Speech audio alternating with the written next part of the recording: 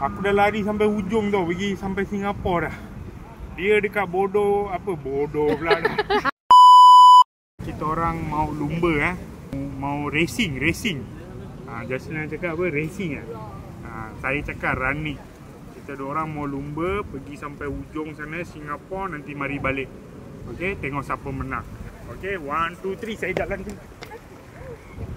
A few moments later.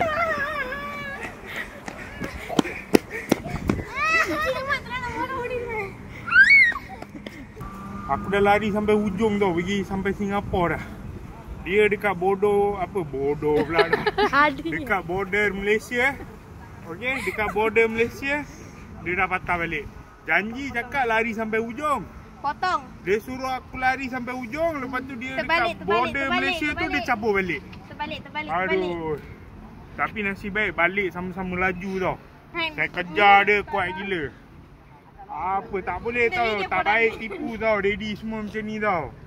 Apa ni?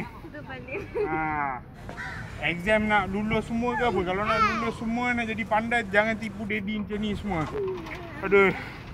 Nasib baiklah saya ni adik-beradik dengan Usain Bolt. Laju. Kejap je kejar balik Jaslina. Adik-beradik yang Usain Bolt.